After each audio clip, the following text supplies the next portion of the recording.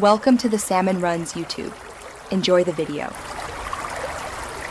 You start by confirming the lock state and gathering proof. On the iPhone 5s, power it up and look for the activation lock screen. If you can reach settings, check Apple ID and About. Make sure you have the original Apple ID or a valid proof of purchase with serial number, and connect to a stable Wi-Fi. Once done, contact the previous owner or prepare Apple support documentation so you can move to account recovery without delay.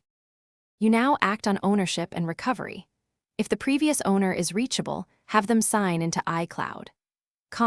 Open Find My, select the iPhone 5s and choose Remove from Account.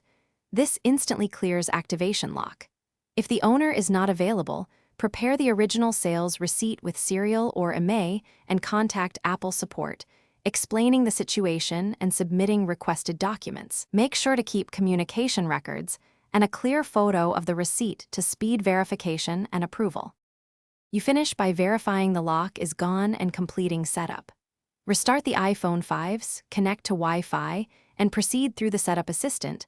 Sign in with your Apple ID when prompted.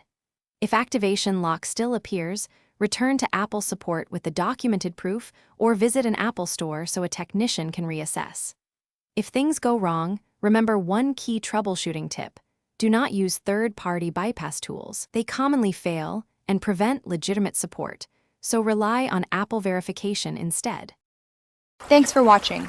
Consider subscribing if we helped you.